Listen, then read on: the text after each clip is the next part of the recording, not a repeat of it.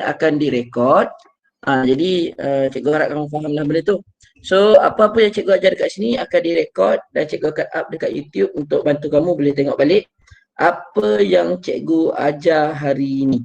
Okay, so kita akan mulakan dengan benda yang kita nak belajar ini adalah sambungan daripada minggu 1 dan minggu 2. Masih lagi dalam bab rangsangan dan gerak balas. Cuma hari ini cikgu akan cover banyak benda. So kelas cikgu mungkin akan berjalan selama sejam. Tapi semalam cikgu buat sekejap je. So kita tengok macam mana sampai pukul berapa kita habis kelas hari ini. Okay, untuk yang pertama, yang ini adalah mekanisme pendengaran. Okay, yang ini cikgu dah terangkan pada minggu lepas. Jadi cikgu akan skip. Okay, yang kedua, ini adalah mekanisme penglihatan. Yang ini cikgu tak terangkan lagi. Okay, so untuk mekanisme penglihatan, mekanisme tu bermaksud bagaimana penglihatan kita berfungsi. Itu maksud dia, mekanisme. Jadi kalau kamu tengok dekat depan ni, okay, abaikan benda yang dekat belakang kepada cikgu tu sebab cikgu boleh bacakan. So kalau kamu tengok dekat sini, bila ada sesuatu objek, contohnya dalam gambarnya adalah lilin, apa yang mata kita nampak sebenarnya adalah pantulan cahaya daripada objek tersebut. Jadi apabila cahaya daripada objek tersebut lalu masuk ke dalam mata, dia akan melalui kornea mata, pergi kepada gelem air, kemudian disampai dekat kanta. Jadi kanta ini tujuan dia adalah untuk memfokuskan cahaya yang masuk melalui mata. Jadi bila cahaya itu masuk melalui mata, kanta mata ni akan fokuskan cahaya tersebut dan dia akan menterbalikkan cahaya yang masuk tu menyebabkan imej terbentuk pada retina dalam keadaan terbalik. Jadi apa yang terbentuk dalam mata kamu adalah imej dalam keadaan terbalik. Kita panggil sebagai songsang. So yang bawah pergi atas, yang atas pergi bawah.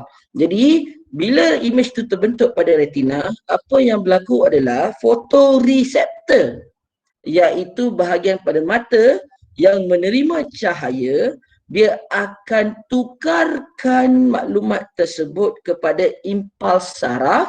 Impuls saraf tu akan lalu saraf optik, getian saraf ni pergi kepada otak untuk ditafsir sebagai imej. Walaupun imej terbentuk dalam mata berada dalam keadaan songsang, iaitu terbalik, tapi otak kita dah tahu. Bila otak kita dah tahu, automatik dia betulkan balik imej yang kita nampak tu sebagai betul di dalam otak. Itu cara mata kita melihat. Cikgu ulang, cahaya daripada objek masuk ke dalam mata, difokuskan oleh kanta.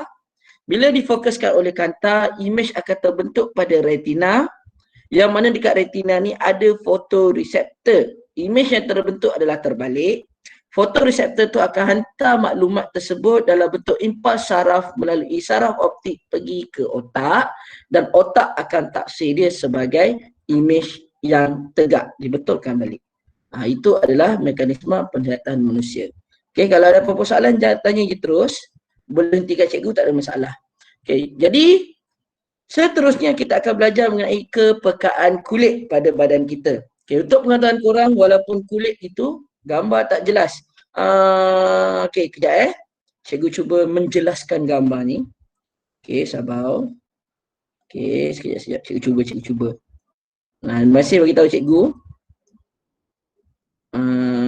Cikgu rasa ini paling besar cikgu boleh buat. Okay. Ini je yang terbaik boleh cikgu buat.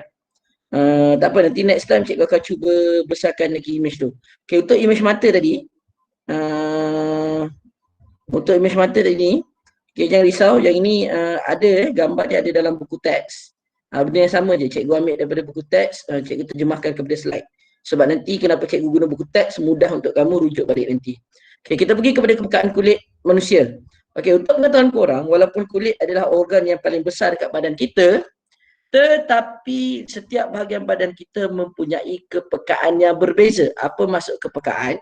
Makin peka kulit kita, bermaksud lebih mudah untuk kulit kita menerima rangsangan tersebut. Itu maksud peka. Jadi kepekaan kulit ini bergantung kepada dua benda. Yang pertama adalah bilangan reseptor Yang kedua adalah ketebalan epidermis. Okay, bilangan reseptor tu bermaksud berapa banyak reseptor ada pada kawasan tersebut. Epidermis tu bermaksud ketebalan bahagian atas kulit ni. Jadi makin tebal kulit kita dekat luar ni, maka makin kurang peka. Makin nipis, makin peka. Itu maksud dia. Contoh dia bibir. Bibir kita ni sangat peka dengan rangsangan. Kenapa? Kenapa agak-agak bibir kita peka dengan rangsangan?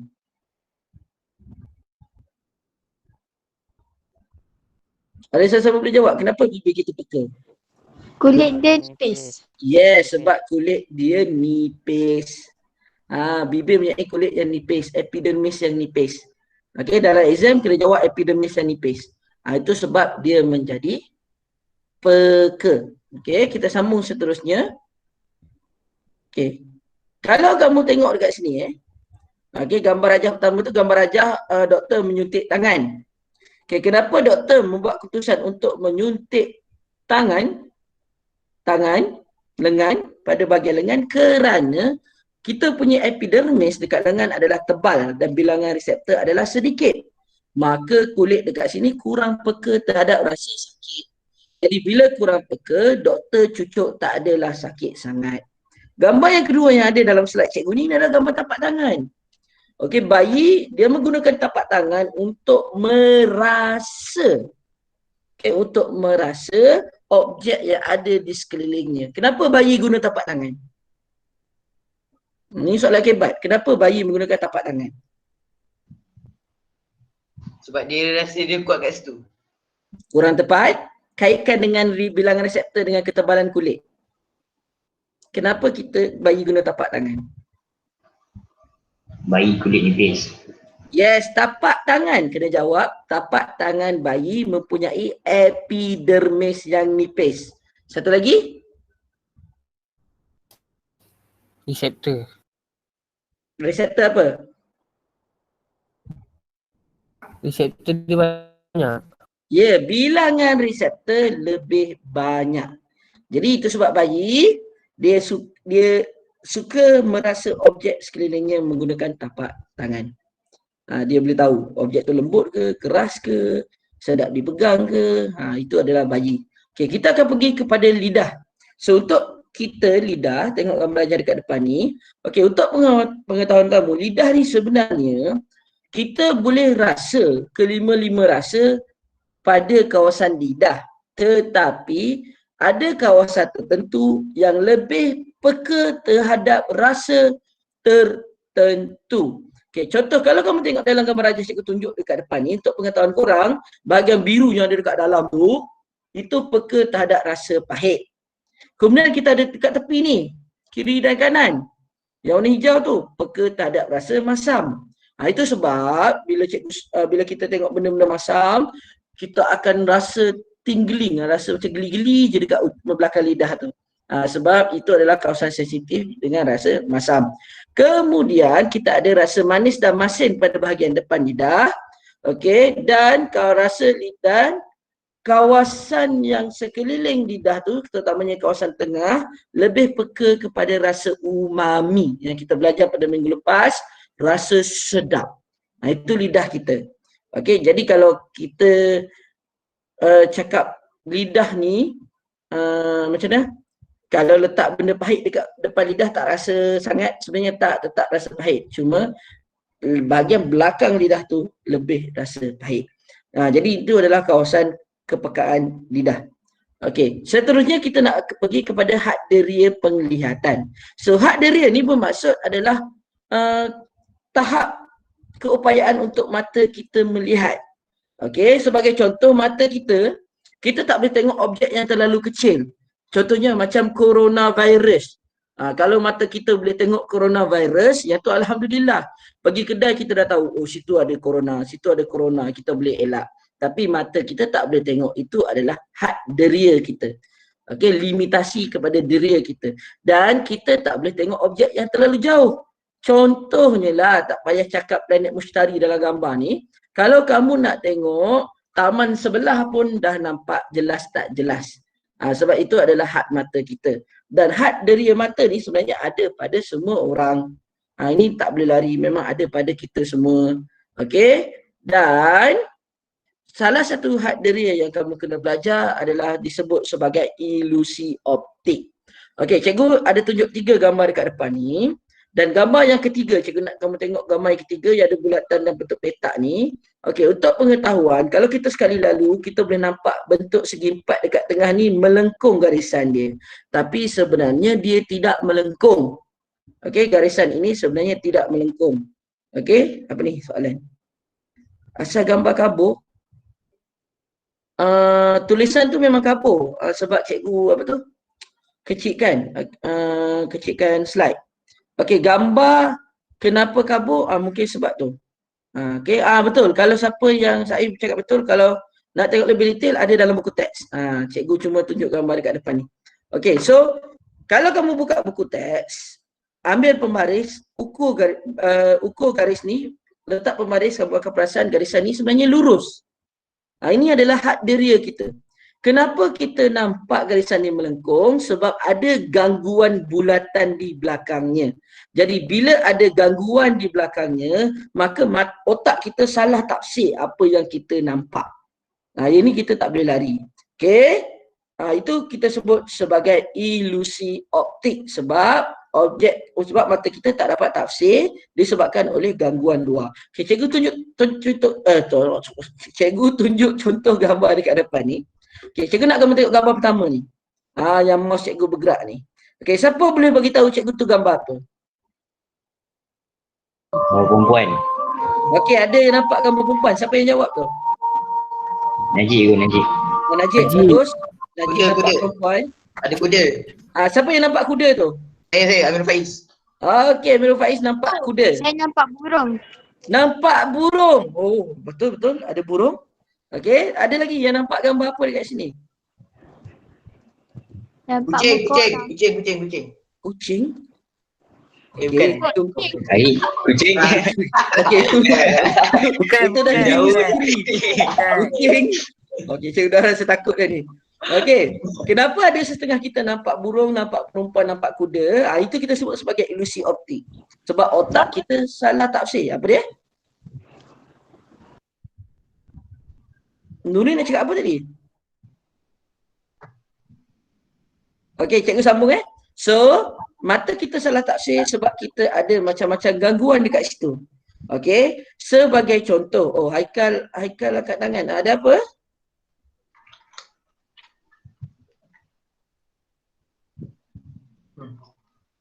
Saya angkat tangan je. Okey, so cikgu sambung Okey, bila kita tengok gambar rajah yang cikgu bagi ni, gambar rajah yang pertama ni, okey, ada sesetengah orang otak dia akan tafsir benda yang pertama adalah perempuan.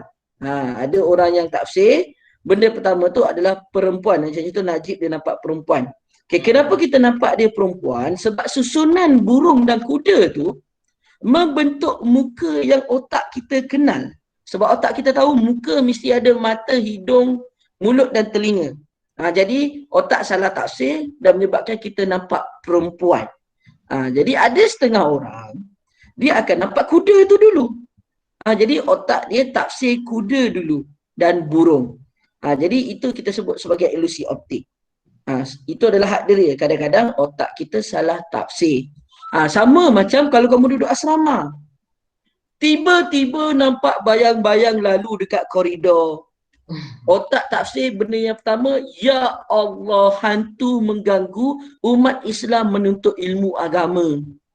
Sebenarnya itu hanyalah burung yang lalu dekat atas lampu. Jadi burung lalu nampak bayang-bayang kat bawah. Itu adalah salah satu contoh.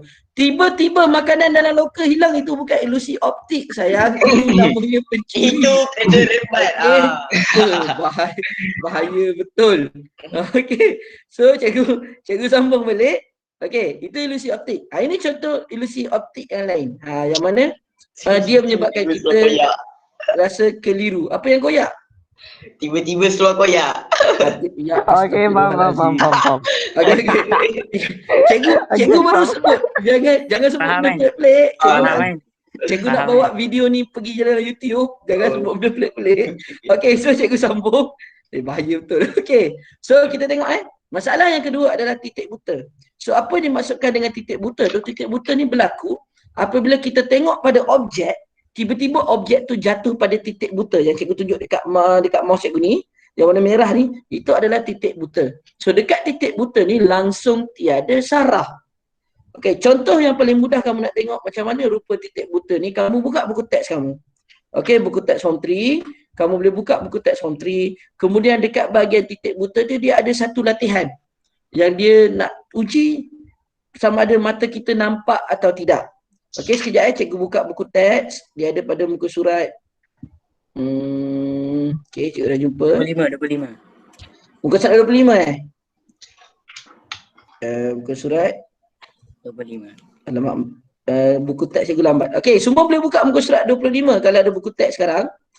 So dekat dalam muka surat 25 tu kamu boleh uji sendiri yang macam mana burung, kalau kita tenung dekat burung, kita tutup mata kiri, kucing akan hilang. Kalau kita tenung dekat kucing, kita tutup mata kanan, burung akan hilang. Sebab apa? Sebab kucing dan burung tu ada. Cuma dia jatuh pada titik buta. Jadi mata kita tak nampak. Ada pada muka surat 25. Okay, yang itu kamu boleh cuba sendiri. Cikgu cuma cerita je. So untuk mengatasi had deria mata kita ni, manusia terpaksa mencipta alat. Contohnya mikroskop imbasan elektron macam cikgu tunjuk dekat dalam slide cikgu ni. Ini adalah alat khas untuk mengatasi deria yang mana kita tidak boleh tengok objek terlalu kecil. Objek yang terlalu kecil.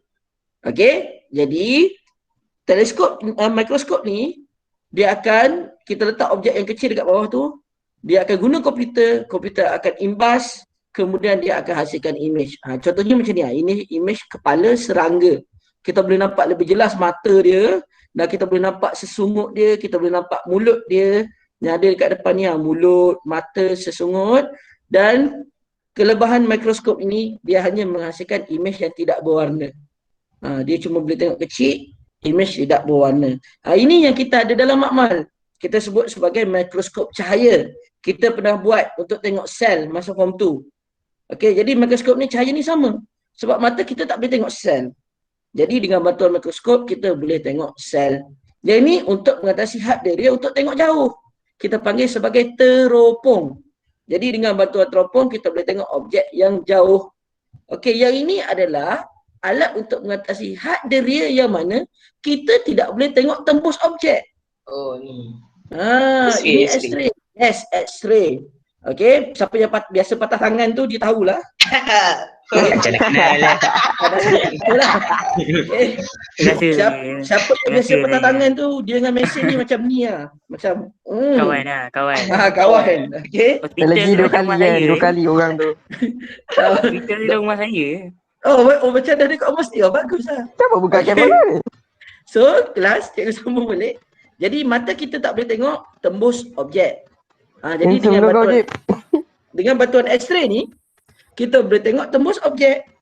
Contohnya nak tengok tulang dalam badan kita. Okey, Mesin ni bahaya juga cikgu kan? Macam mana? Mesin ni bahaya juga kan? Yes. Mesin ini sangat bahaya sebab sinar X itu boleh menyebabkan kanser. Tapi Itu. kalau kita buat jarang-jarang tak apa, doktor tahu berapa banyak kita boleh Tapi buat. kalau dah selalu patah tu macam mana? Tu lah 2 kali tu. 2 kali patah tak apa, dia selang lama. Ini kalau hari ni patah jari, esok patah tangan. Lusa patah belakang, patah hati. Itu lain lah. Hati. Tiap-tiap hari Itu patah. lagi. Okey, ada Wafi siapa yang kat tangan tadi? Ada apa-apa soalan? Cikgu, kenapa bilik dia luas eh? Sebab mesin ni besar. Ulang macam mana bilik dia? Bilik luas. Bilik X-ray tu luas. Okey, ini cikgu nak tunjuk Okey, tengok gambar rajah cikgu tunjuk kat depan. Kamu tengok dekat atas ceiling tu. Okey, dekat atas ceiling tu ada satu komponen yang sangat besar. Kemudian atas ceiling ni, komponen ni dia bersambung dengan satu alat yang berada dekat hujung bilik biasanya. So X-ray ni dia perlukan bilik yang besar sebab apa? Sebab alat tersebut memerlukan ruang yang luas. Sebab dia nak hasilkan sinar X, dia perlukan kawasan. Yang ini cikgu tak nak ajar detail sebab kamu akan belajar dekat universiti nanti. Dia ada satu alat nak hasilkan sinar X, maka dia perlukan kawasan yang luas. Jadi untuk menghasilkan sinar X tu, dia perlukan ruang yang besar, automatik bilik pun kena jadi besar. Itu yang pertama. Okay, yang kedua, bilik ini sendiri sebenarnya dinding dia tu dilindungi dengan bahan yang orang kata apa, tidak boleh ditembusi oleh sinar X untuk melindungi orang yang berada dekat luar. Itu sebab bila kamu buat X-ray, kamu sorang-sorang dekat dalam tu. Dia tak boleh orang. Kan ada kadang-kadang orang X-ray tu dia cakap ikut mikrofon je, "Dek, tolong buka lengan baju tu dah 2 kali patah." Macam tu. So dia cakap dari luar. Mana ada dia masuk dia 2 orang kan cikgu? Mula-mula dia Aku masuk masuk 2 orang. orang. Aku Dia masuk masuk 2 orang. Lepas tu Dia cek kepala kau ke? Tak, Dia tanya. kata tangga itu buat mak. cek kepala tu dah lain dah. Okey, cikgu sambung Okey, ini adalah Okey, alat yang faham. kedua untuk tengok dalam badan. Kita panggil sebagai mesin ultra bunyi. Okey, berbeza dengan mesin X-ray. Mesin X-ray dia akan tembus untuk tengok tulang. Mesin ultra bunyi ni lebih untuk kita tengok tisu di dalam badan. Biasanya kita guna untuk kesan tumor ataupun ketumbuhan yang berada dekat dengan kulit. Yang kedua, kita guna untuk scan baby. Nampak ni. Comelnya. Okey. Yang ni boleh ada je benda. Okey. Prawn boleh. So, kelas. Yang ni kita nak belajar pasal kecacatan mata. Tadi pun cikgu ada upload video pasal rabun. Betul. Okey. Pasal tengok TV dekat. Okey, ada sebab Sebab ramai orang salah faham pasal rabun ni. Okey, untuk pengetahuan korang, rabun tu adalah berpunca daripada 2 sebab. Iaitu bola mata dan juga kanta mata. Okey, kita tengok dalam depan ni adalah rabun jauh. Rabun jauh ni bermaksud kita tak boleh tengok objek jauh. Dia akan jadi kabur. Punca dia adalah sebab bola mata kita tu terlalu panjang. Sepatutnya normal dia bulat, tapi bola mata tu jadi bujur, lonjong. Ke dalam bukan lonjong tepi macam ni. Lonjong ke dalam. So lonjong ke dalam menyebabkan image tu tidak boleh fokus pada retina. Jadi image akan jadi kabur. Itu faktor yang pertama. Faktor yang kedua adalah kanta mata tu tebal. Bila kanta mata tu tebal, maka image pun sama, tak boleh fokus pada retina. Okay, ini adalah penting sebab apa? Sebab setengah daripada kita daripada lahir lagi rabun. Okey, Zarif Iman apa tadi? Apa nak tanya? Cikgu. Yo. Kalau faktor genetik macam mana cikgu? Yang inilah faktor genetik. Dia lahir ada macam tu Yes. Bola mata dan kata mata ni adalah kesan daripada genetik. Jadi lahir-lahir macam tu. So, bila bercakap pasal genetik ni, kamu jangan salah faham tau. Kadang-kadang mak dengan ayah tak rabun pun. Tapi dia ada bawa genetik tu yang mana bila dia kahwin, genetik tu turun pada anak. So, mak dengan ayah tu hanyalah pembawa. Tak semestinya mak dengan ayah. Tapi kalau mak dengan ayah rabun, biasanya anak akan jadi rabun. Itu faktor, itu adalah rabun. Jadi Kalau itu sebab dalam apa dia? Kalau mak ayah buta? Aduh. Lebih. Okey, yelah. Yelah, cikgu jawab. Kalau mak dengan ayah buta, kalau mak dengan ayah buta secara semula jadi sama juga. Kadang-kadang genetik tu dia tidak akan sampai kepada anak. Okay, tetapi kalau mak dengan ayah buta akibat kemalangan, memang confirm lah tak sampai ke anak. Melainkan tiga-tiga tu kemalangan serentak. Kat mata pula tu. So itu lain. Okey, so cikgu sambung ini yang cikgu penting tu. Kalau kamu ada adik ataupun saudara mara yang kecil, tapi dia, sebab budak ni dia tak tahu dia rabun. Kalau dia tengok TV dalam keadaan dekat, itu yang kamu kena check mata dia sebenarnya. Takut dia rabun. Saya nak tengok je. Macam mana nak tengok? Maksudnya, kalau kamu ada adik kamu tu kamu suruh duduk belakang. Tapi tiba-tiba dia bergerak ke depan sendiri, duduk depan TV. Kamu tarik lagi ke belakang. Lepas tu dia pergi balik ke depan. Kalau dia degil kat tampal, Janganlah tampal adik. Tembuk nak mati. So, ya Allah. Maksud cikgu, kalau kamu ada adik-beradik kecil macam tu, boleh minta mak dan ayah kamu bawa pergi ke klinik mata. Macam cikgu, anak cikgu sebenarnya kemungkinan sama macam cikgu. Mata kiri dia rabun. Agak-agak macam mana cikgu boleh tahu anak cikgu mata kiri dia rabun? Cikgu rabun apa cikgu? Sekejap lagi cikgu akan tunjuk cikgu rabun apa. Kenapa cikgu boleh agak mata anak kiri cikgu rabun? Agak-agak. Sebab cikgu sama? Sebab cikgu. Sebab dia tengok TV, dia sengit macam ni. Oh. So, dia menggunakan mata kanan dia untuk tengok TV. Kalau cikgu betulkan kepala dia pun, tunggu sekejap dia akan guna mata kanan balik. Sebelah Bermaksud, tengok TV, sebelah tengok iPhone lah. bukan sebelah tu dia mata dia guna sebelah je. Bukan, bukan. Sebelah lagi rehat. Ah. Penat. Sebelah lagi dia rabun, dia tak boleh nak nampak. Itu budak dia tak tahu. Sebelah lagi Budak- tengok, sebelah lagi ucap. Astagfirullahaladzim. Okey, so cikgu sambung, okey? Cikgu dah kata video ni cikgu nak upload dekat YouTube. Korang jangan cakap benda pelik-pelik. So kelas, cikgu sambung. Cikgu jap. Yo, apa dia? Memang kena betulkan dia memang kena guna kanta cengkung tu Yes, ini adalah khas untuk rabun jauh. Saya kau boleh buat sih. Kalau nak betulkan rabun jauh, kita guna kanta cekung. Tapi untuk pengetahuan korang, spek mata korang tu, kalau siapa yang pakai spek mata, taklah nampak cengkung sangat sebab dia ada pengiraan dia. Kadar kecengkungan dia tu. Tapi kalau dekat makmal, kalau ada rezeki kamu untuk datang makmal, cikgu boleh tunjuk. Memang nampak cengkung dia. Itu adalah kanta cekung. Ini adalah contoh dia rupa dia tu kalau tengok betul-betul Ni. sangat. Okey. So cikgu sambung balik. Ini adalah rabun dekat. Okey, rabun Kalau dekat ni dia terbalik pada rabun jauh. Rabun dekat dia tak boleh tengok objek dekat dan bola mata dia tu terlalu pendek menyebabkan image terbentuk di belakang retina. Jadi kabur. Dan ataupun kanta dia terlalu nipis. Ini adalah rabun dekat. Dan cara untuk betulkan dia adalah menggunakan kanta kanta cembung apa dia? Apa nama kontak tu? Contact lens. Contact lens. Contact lens. Eye contact. Eye contact. Oh. Bola bang. Eye contact tu mata bertemu mata turun ke hati tu eye contact.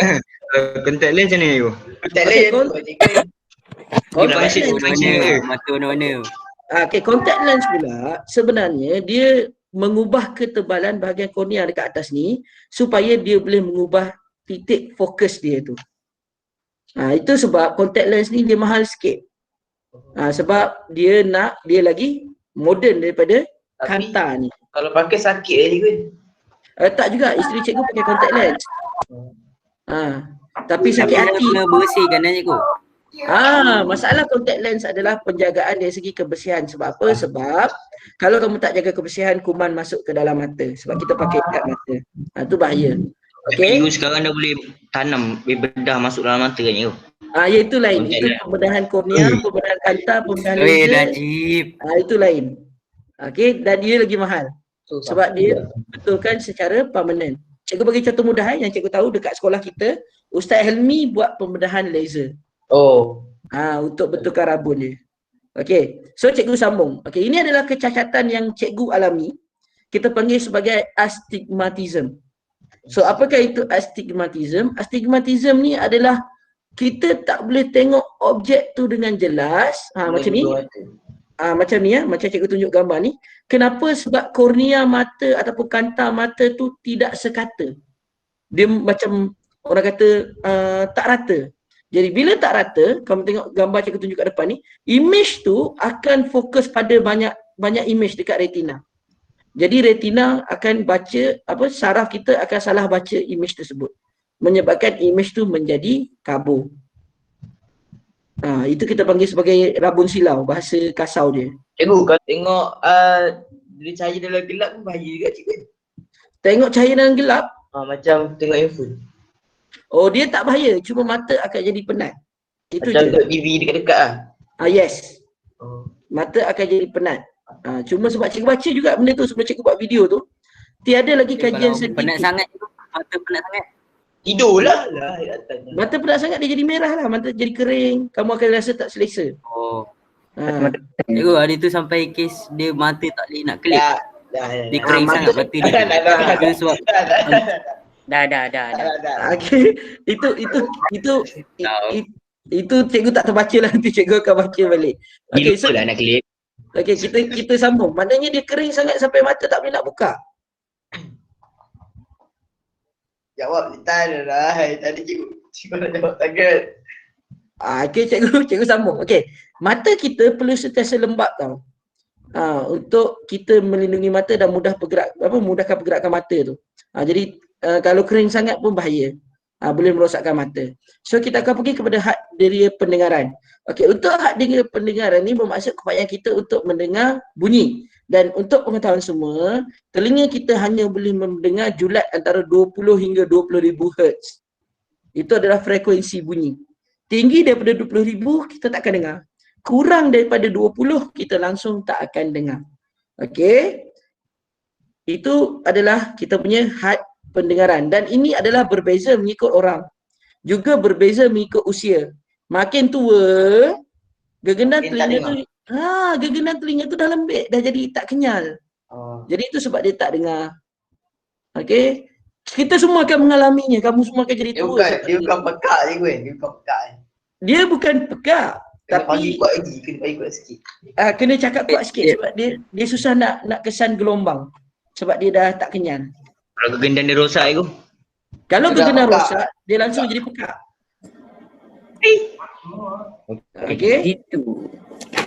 So kita sambung So ini adalah alat yang digunakan untuk mengatasi had deria. Kita panggil sebagai stetoskop. Ini stetoskop pertama, dibuat daripada kayu, letak je kat belakang, letak telinga, kita boleh dengar. Okey, tujuan dia adalah sebab telinga kita tak boleh dengar bunyi yang terlalu perlahan. Dekat mana? Dekat dalam badan kita. Jadi jantung, doktor boleh guna alat ni untuk bantu kita mengesan bunyi denyutan jantung pesakit. So kita boleh tahu macam mana keadaan jantung dia. Ini adalah stetoskop moden. Okey, stetoskop moden. Tadi yang kuno. Okey, ini adalah yang kedua. Sebab kita tak boleh dengar bunyi terlalu jauh. Contohnya sekarang ni kamu dengar apa cikgu cakap sebab kita guna internet. Tapi kalau cikgu tutup mikrofon, cikgu bercakap. Boleh dengar tak? Tak. Tak, sebab korang dekat mana pun cikgu tak tahu, cikgu kat mana pun korang tak tahu. Sebab terlalu jauh. Rumah. Okey? Yelah, cikgu kat tak tahu bumi rumah je. masing-masing. Cikgu kat bumi je. Tak. Memang ada orang daripada planet lain pun kat sini. Okey? Atan, Faiz. Faiz tu just lain. Faiz tu sampai sekarang cikgu suspect, tak tahu dia daripada mana. Atam Mustari tu kan. Okey, so kita sambung ni. Okey. Atas Bluetooth. Kecacatan telinga pula lain. Dia boleh jadi macam-macam punca. Antara punca dia boleh jadi disebabkan oleh keturunan, boleh disebabkan oleh jangkitan mikroorganisma ataupun kuman, disebabkan oleh kecederaan, tua ataupun bunyi terlalu kuat dalam tempoh yang lama. Okey, itu sebab siapa yang ada handset, bila cucuk earphone dekat handset ni, kamu kuatkan bunyi maksimum, dia akan keluar warning. Bunyi terlalu kuat. Sebab apa? Sebab kalau kamu dengar bunyi kuat berterusan, maka telinga kamu akan rosak. Kenapa telefon keluarkan amaran tu? Sebab telefon tak nak kena saman. Kalau telefon tak keluarkan amaran, kamu pasang bunyi kuat-kuat, lepas tu kamu cakap telefon ni lah buat saya pekak. So kamu boleh saman telefon. Jadi syarikat telefon dia buat amaran tu supaya kita tahu bahawa kalau kita dengar bunyi terlalu kuat, gegenang telinga kita boleh rosak dan boleh menyebabkan. Kalau kita perlukan kuat tadi. Selalu apa? Kalau macam perlukan untuk kuat. Kalau perlu untuk kuat lain, tapi tak boleh dengar dalam tempoh yang lama. Elakkan. ni tak dengan Okey. step. Tak dengan step. Betul tak ada step, betul. Jangan jadi noob sampai tak dengar step. Okey, so last. Okey, cikgu sambung Okay. Kalau kecacatan telinga tu adalah akibat telinga luar, contohnya cuping telinga ni berjalan-jalan tiba-tiba aksiden cuping telinga tercabut. Iaitu kita boleh betulkan dengan cara jahit je. Jahit. Tak ada masalah. Tapi kalau telinga tu melibatkan telinga tengah dan telinga dalam, maka akan jadi lebih sukar untuk kita betulkan. Okey, ini adalah salah satu contoh alat yang kita gunakan untuk membetulkan kecacatan. Ini kita akan cerita lebih detail alat ni lepas ni.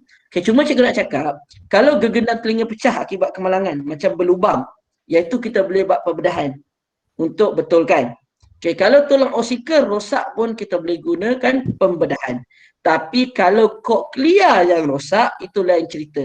Ni cikgu tunjuk gambar Yang warna biru dekat dalam yang cikgu tengah pusingkan mouse cikgu tu, itu adalah koklea. So koklea ini tujuan dia adalah untuk tukarkan getaran kepada impuls saraf untuk otak kita taksir. Jadi kalau koklea ni rosak, maka kita tak boleh hasilkan impuls saraf. Jadi cara dia adalah kita letak implan, iaitu alat yang berada dekat luar telinga, yang mana dia akan terima isyarat bunyi daripada luar telinga, kemudian daripada luar telinga dia akan hantar isyarat itu pergi ke saraf yang berada dalam koklea untuk ditafsir sebagai bunyi. Okey, jadi alat tu sudah berkembang. Sekarang ni kita dah ada alat yang sangat kecil yang kita boleh sembunyikan dekat telinga kita. Itu adalah kemajuan kita dalam alat pendengaran. Okey, dah habis satu bahagian. Ada apa-apa soalan? Tak. Ada ego. Ada eh? Kejap cikgu makan kertas. Baik. Catatan ada ni. Okey. Cikgu saya ada tu. Apa ni soalan? Kalau kita rabu Pasal mention tu. Mention je pan. Dia benda ni. Kejap, lah, soalan. tanya. Kalau kita rabun, Kalau kita rabu tu bukan sebab kita tengok info selalu kalau kita rabun bukan sebab kita Tengok info selalu ataupun tengok TV dekat-dekat bukan sebab tu Oh tak. Dia masih lagi tiada kajian membuktikan benda tu. Itu sebab apa? Rabun tu memang sebab kanta dengan bentuk bola mata. Daripada kita lahir lah. Yes, boleh jadi kita lain. Tapi ada juga rabun yang datang kemudian akibat daripada kecederaan. Ada juga disebabkan oleh bahan kimia. Bukan. Dia tu cucuk yang mata dia. Kalau mata kuning. Cucuk mata Najib tu. Kuning. Aduh. Okey. Kalau mata kuning dalam kes kanak-kanak, ini serius dalam kes kanak-kanak mata kuning disebabkan ada banyak bahan kumuh dalam badan. Kalau kes dewasa, boleh jadi ada bahan kimia yang tak sepatutnya naik ke situ ada dekat mata kamu. Jadi benda tu agak bahaya sebenarnya. Tapi kalau mata tu memang daripada lahir warna kuning, itu kita panggil X-Men. X-Men. Dia keluar dari kau kan. Dekat dia punya tu. Maknanya mata kuning tiba-tiba boleh tembak laser keluar apa tu? Buih ke ikut mata. Tu macam tu memang dahsyat lah. Okey, so kita nak sambung kepada rangsangan dalam tumbuhan pula. Okey, bukan manusia je terangsang. Tumbuhan juga boleh menerima rangsangan. Kenapa tumbuhan boleh menerima rangsangan? Sebab tumbuhan ni dia perlukan hidup. So dia perlu hidup. Jadi dia hanya terima rangsangan tertentu saja yang boleh membantu dia hidup. Ada 4 jenis rangsangan yang dia boleh kesan, yang dia boleh bertindak balas, iaitu cahaya, air, graviti dan akhir sekali sentuhan. Jadi 4 benda ni penting untuk mereka hidup. Okey, dan gerak balas tumbuhan kita bahagi kepada 2. Satu kita sebut sebagai tropisma, satu gerakan nastik. Kita pergi kepada tropisma dulu. Okey, tropisma ni merujuk kepada gerak balas tumbuhan yang mana hanya melibatkan rangsangan terhadap cahaya, graviti dan sentuhan, dan dia hanya datang daripada satu arah sahaja. Okey, kejap lagi kita tengok apa dimaksudkan dengan satu arah tu. Okey, kita tengok contoh yang pertama, iaitu fototropisma. Okey, fototropisma ni adalah gerak balas akibat cahaya. Andai kata contohnya cahaya datang daripada luar tingkap macam gambar yang cikgu tunjuk kat depan ni. Jadi pucuk apa ni, ada soalan tak ada. Okey, pucuk tumbuhan. Pucuk yang bahagian daun tu, dia akan bergerak ke arah cahaya sebab dia nak jalankan proses fotosintesis. Jadi itu kita panggil sebagai fototropisma positif. Sebab apa? Sebab dia ikut arah cahaya. Macam akar dia tak ikut arah cahaya. Dia menentang arah cahaya. Jadi bahagian akar tu kita sebut sebagai fototropisma negatif. Ia ikut cahaya, fototropisma positif. Yang lawan arah cahaya, fototropisma negatif. Seterusnya adalah hidrotropisma. Yang ini gerak balas ada air. So kalau air, tiada bahagian lain melainkan akar. Sebab akar akan menyerap air. Jadi akar tu dia akan cari air, dia akan ikut arah air. Maka itu adalah hidrotropisma positif. Sebab dia ikut arah air. Manakala pucuk menentang arah air, kita sebut sebagai hidrotropisma negatif. Okey, seterusnya kita pergi kepada geotropisma. So geotropisma ni merujuk kepada gerak balas terhadap graviti. Kenapa tumbuhan kena bergerak balas dengan graviti agak-agak? Supaya dia tegak. Supaya tumbuhan itu boleh berdiri tegak. Sebab apa? Sebab akar dia akan mencengkam tanah. Jadi akar akan turun ke bawah ikut graviti. Itu sebab akar kita panggil geotropisma positif. Dia ikut arah graviti. Manakala pucuk dia kena lawan graviti sebab dia tahu berlawanan graviti ada matahari. Jadi pucuk itu adalah geotropisma negatif. Sebab dia lawan arah graviti. Dan seterusnya kita pergi kepada tigmotropisma. So tigmotropisma ni adalah tindak balas terhadap sentuhan. Okay, contoh yang cikgu tunjuk gambar dekat depan ni adalah pokok timun. Pokok timun dia akan keluarkan salur paut. Salur paut tu kamu anggap macam tangan.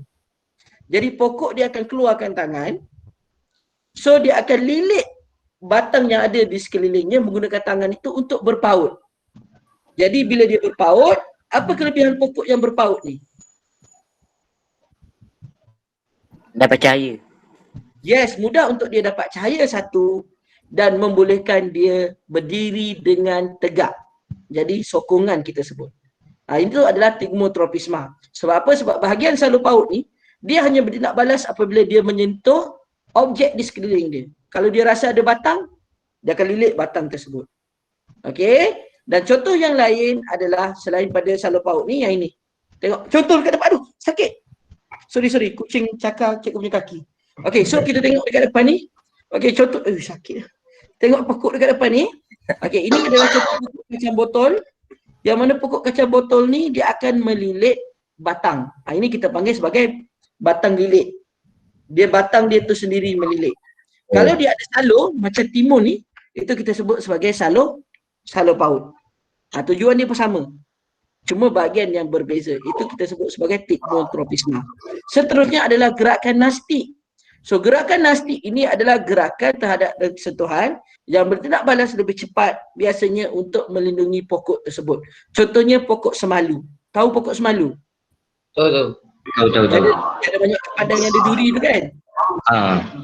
So, bila kita sentuh pokok semalu, dia akan jadi kuncup. Itu adalah gerakan nastik. Dia lebih cepat. Macam batang lilit tu lambat. Dia berhari-hari baru dia melilit. Jadi kita sentuh je, dia terus mengucup. Contoh yang lain ni, pokok perangkat lalat. Kalau lalat masuk je dalam tu, dia terus tutup. Tapi untuk pengetahuan korang bukan lalat je. Apa-apa serangga kecil yang dia boleh perangkap, dia akan tutup. Jadi dia sentuh je, dia terus tutup. Dan dia akan keluarkan bahan pencernaan untuk dia mencerna serangga tu dan jadikan zat. Itu adalah gerakan nastik. Cikgu, Jo. kalau kita masukkan tangan dia makan. Okey, kalau kamu masukkan tangan, dia tutup, tangan kita boleh alih sebab dia punya cengkaman tu tak dah kuat. Serangga kan kecil, lemah. Jadi serangga mudah terperangkap. Tapi kalau serangga besar sekalipun, pokok ni tak boleh perangkap. Dia punya tu tak kuat pun sebenarnya. Boleh faham? Melainkan sakit ke kalau kena? Sakit ke? Lama. Dia ambil masa yang lama dan kulit kita tu sebenarnya tebal. So kamu jangan risau. Kenapa gambar ubat keluar sekejap? Okey, so boleh faham Okey. Dia ambil masa yang lama dan dia tak boleh cerna, tak silap cikgu, kita punya kulit macam itu. Dia hanya untuk serangga. Okey, ada apa lagi soalan? Tak ada tu. Okey, kita sambung kepada gerak balas terhadap tajuk dia cikgu lupa, kepentingan gerak balas terhadap rangsangan dalam haiwan. So untuk haiwan sama juga kita akan belajar pasal penglihatan dengan pendengaran haiwan. So untuk haiwan kita ada penglihatan pertama kita panggil sebagai stereoskopik. So stereoskopik ni macam kita manusia. Sebab apa? Sebab mata kita ada dekat mana? Depan. Dekat depan. Jadi bila mata kita ada dekat depan, kita sebenarnya mempunyai penglihatan stereoskopik. Jadi penglihatan stereoskopik ni sebenarnya membolehkan kita menganggar jarak dengan lebih mudah. Itu kelebihan dia. Okey, boleh menganggar jarak yang dengan lebih mudah walaupun medan penglihatan kita tu kecil. Apa maksud medan penglihatan tu? Macam kamu bila tengok laptop, kamu nampak laptop je. Kamu nampak tak benda dekat tepi telinga? Tak. Kalau nak tengok tepi telinga, apa yang kamu buat? Alih kan? Tengok cermin. Tengok cermin, ataupun kita pusing kepala lah kan. Tengok. Pusing jala. Sebab apa? Sebab kita hanya mampu tengok depan saja. Tapi walaupun penglihatan kita kecil, kita boleh menganggar jarak dengan lebih tepat. Contoh haiwan yang ada penglihatan macam ni biasanya haiwan pemangsa. Sebab untuk jadi pemangsa, Monyet pemangsa ke? monyet pemangsa. Pemangsa. Okey, pemangsa. Itik je itik. Okey, itik je lagi cikgu akan tunjuk itik tu macam mana. Okey. So yang ada dekat depan dia adalah pemangsa. Okey. So untuk pengetahuan kamu, monyet adalah omnivore Dia bukan makan orang kata apa buah-buah semata-mata. Kadang-kadang setengah spesies monyet turut makan serangga kecil. Tak apa, belajar. Okey. So, itu adalah haiwan pemangsa. Dan macam cikgu cakap, setengah. Bukan semua. Okey. So, kita tengok itik. Kita tengok Itik paling pemangsa paling baik tu. Okey. Itik kat sini memang, tapi itik dunia nyata. So, kita tengok dekat depan. Paruh dia sakit je. Kelas. Dah. Okey, so kita tengok So, untuk haiwan-haiwan yang macam itik, ayam sebagainya, kita panggil sebagai penglihatan monokular. Apa maksud dia? Maksud dia monokular ni mata dia berada dekat tepi kepala. Dekat tepi. Dia bukan dekat depan, dekat tepi. Jadi haiwan-haiwan ini biasanya adalah mangsa kebiasaannya. Okey? Kelebihan dia adalah dia boleh tengok luas sebab mata dia ada dekat tepi. Tapi kelemahan dia adalah dia susah nak menganggar jarak. Okey? So haiwan pemangsa, cikgu ulang balik, dia ada stereoskopik. Bila dia mudah untuk mengangkat jarak, dia mudah untuk tangkap haiwan, mangsa. Macam pemangsa, dia perlukan medan penglihatan yang luas. Itu sebab dia perlukan penglihatan monokular untuk melindungi diri dia daripada pemangsa. Itu contoh. Kalau rabbit, itu sebab macam rabbit dan sebagainya susah nak tangkap. Melainkan yang jinak lah kalau yang liar. Susah nak tangkap. Sebab penglihatan dia lebih luas. Itu sebab haiwan pemangsa biasanya dijadikan oleh Allah Subhanahu Wa Taala untuk mempunyai penyamaran yang baik. So dia boleh menyamar dulu sebelum dia tangkap. Ataupun dia lebih tangkas daripada pemangsa. Itu sebab pemangsa ni dia mudah nak lihat haiwan mangsa. Okey, pendengaran stereofonik adalah pendengaran yang menggunakan kedua-dua telinga. Okey? Bermaksud macam kita akan menyamar jadi manusia. Okey, so cikgu sambung Okey, telinga yang menggunakan dua-dua telinga ni kita panggil stereofonik. Jadi stereofonik ni lebih mudah untuk kita mendengar dan menganggar objek ataupun bunyi yang berada di sekeliling kita. Macam kita adalah stereofonik. Itu sebab kalau ada ambulans lalu kita boleh tahu. Ambulans tu macam makin dekat je. Kalau ada bunyi kereta datang dekat, kita dah boleh perasan. Kereta cikgu tu laju. Itu adalah contoh. Okey. Setengah haiwan mangsa pula ada pendengaran yang lain. Okey, so kita tengok Okey, ini adalah frekuensi pendengaran haiwan. Macam manusia, cikgu cakap tadi kita hanya mampu dengar 20 hingga 20 ribu. Okey, macam haiwan lain, kalau tengok dekat depan ni ada dalam buku teks benda ni. Okey, kita ambil contoh paling mudah anjing. Kita boleh dengar 20 ribu, anjing boleh dengar 45 ribu. Ui, banyak. Kelawar, dia boleh dengar sampai 110 ribu. Tapi dia tak boleh dengar bawah 2 ribu. Jadi disebabkan oleh julat pendengaran haiwan yang lebih luas ni, maka setengah haiwan dia boleh kesan bunyi yang sangat-sangat perlahan. Ada saintis kata, setengah haiwan boleh mendengar bunyi getaran plat bumi. Maksud bunyi pergerakan tanah. Itu sebab ada haiwan bila ada gempa bumi, dia lari dulu. Sebab dia boleh dengar bunyi pergerakan.